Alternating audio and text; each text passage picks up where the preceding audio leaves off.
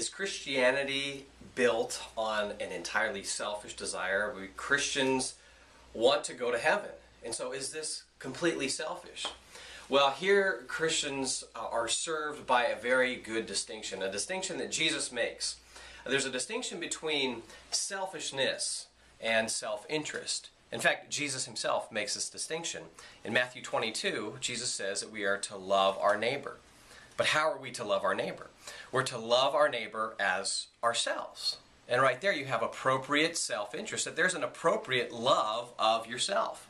Paul echoes this distinction in Philippians chapter 2 when he says that we're not only to look out for our own self-interest, but also the interest of others.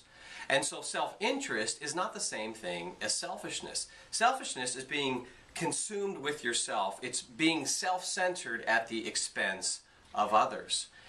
Imagine if my 10-year-old son Micah comes to me and I have a gift for him. And I say, Micah, I have this gift for you.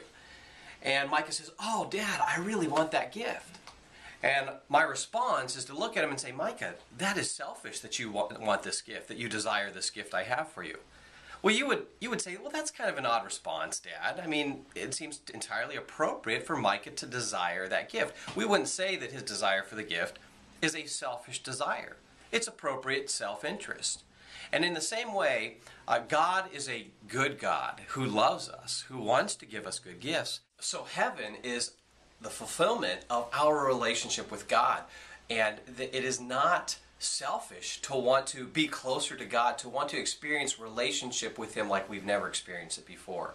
It's self-interested, but it's not selfish. And that self-interest is entirely appropriate.